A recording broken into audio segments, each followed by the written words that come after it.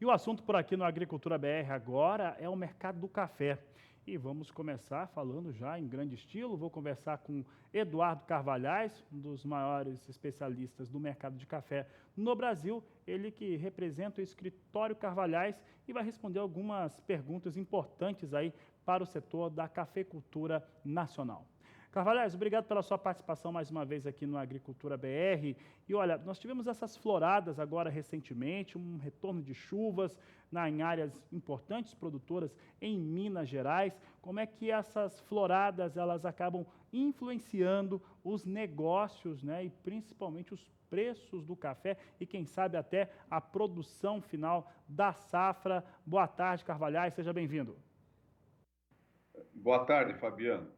Nós, depois das floradas, que foram boas em toda a região sudeste do Brasil, nós tivemos algum tempo sem chuva, as chuvas chegaram, foram razoáveis em algumas regiões, outras ainda precisam de mais chuvas, mas já se nota a queda de flores em muitas regiões. É difícil saber exatamente como é que vai ser a safra brasileira de café 2020.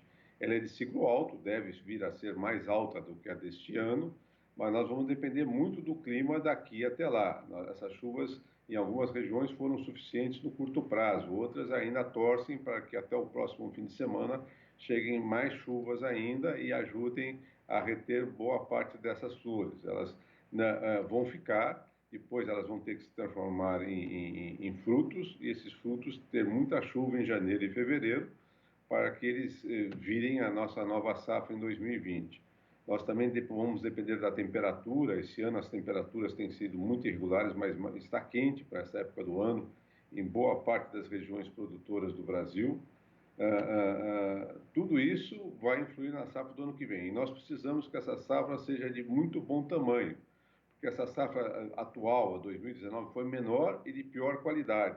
Já há declarações de lideranças da produção dizendo que estão preocupados como é que nós vamos manter as nossas exportações no próximo semestre, antes da chegada da safra 2020.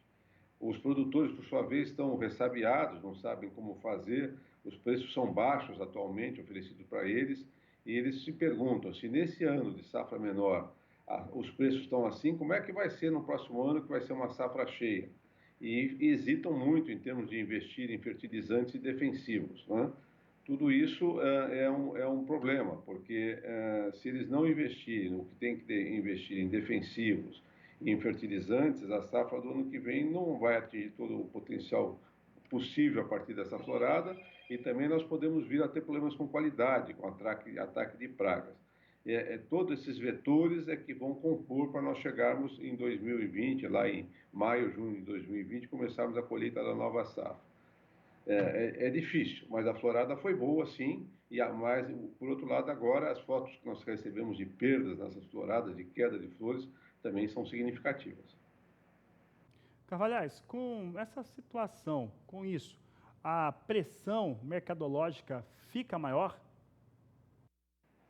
A pressão já foi. Na nossa opinião, quando saiu a florada, hoje em dia, com WhatsApp, com todos os meios de comunicação, elas correm para todo lado muito rapidamente, e óbvio que cada um procura tirar fotografia da melhor parte da sua lavoura. Ninguém vai escolher a parte pior para fotografar.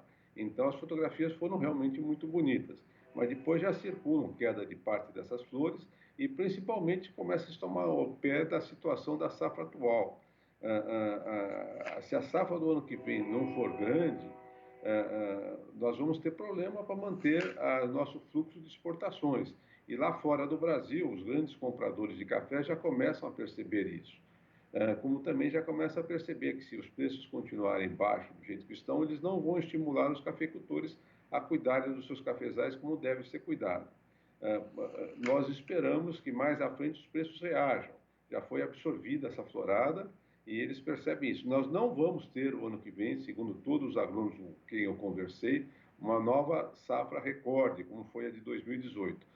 Se o tempo correr muito bem, nós vamos ter uma boa safra de ciclo alto, maior que a desse ano, mas não uma safra recorde que ultrapasse a 2018.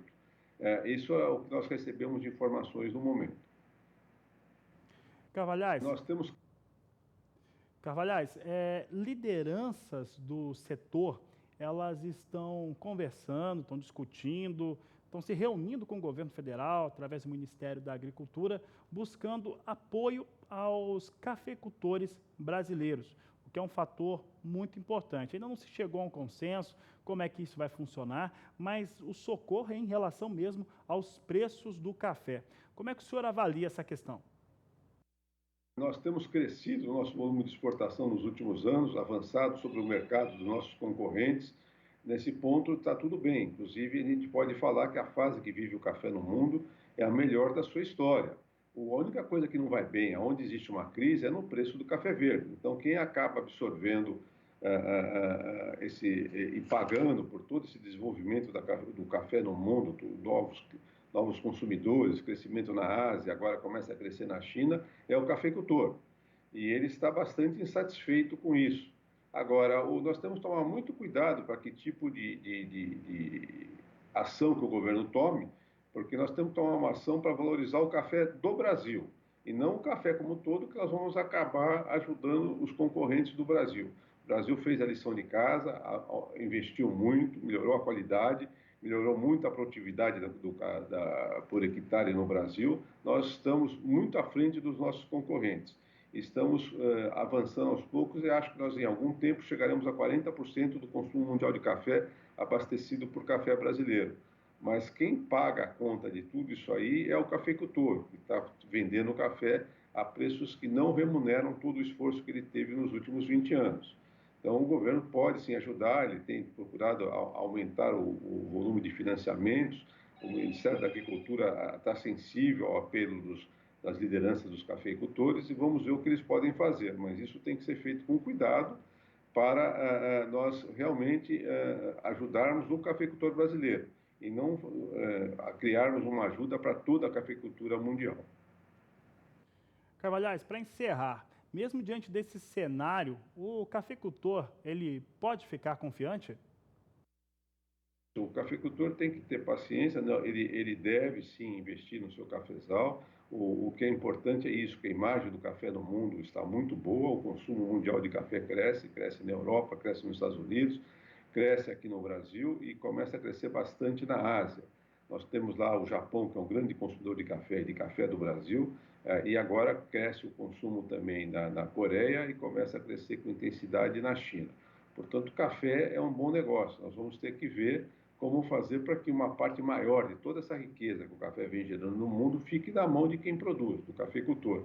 Isso é um quebra-cabeça, nós temos que estudar o que fazer, mas eu ficaria muito preocupado se o consumo de café tivesse em queda no mundo, se a imagem do café fosse ruim, mas é justamente o contrário. A imagem do café nunca foi tão boa, os jovens estão tomando café, o que significa que nós vamos ter consumidores por muito tempo, então vale a pena sim o cafeicultor investir no seu negócio, olhando para a produtividade e olhando para a qualidade. Tá certo, Eduardo Carvalhais, obrigado pela participação aqui no Agricultura BR. Um grande abraço ao senhor Eduardo Carvalhais, que é um dos maiores especialistas de café de todo o Brasil. Participa aqui semanalmente no Agricultura BR, no canal do Boi, dando seu entendimento sobre o mercado do café.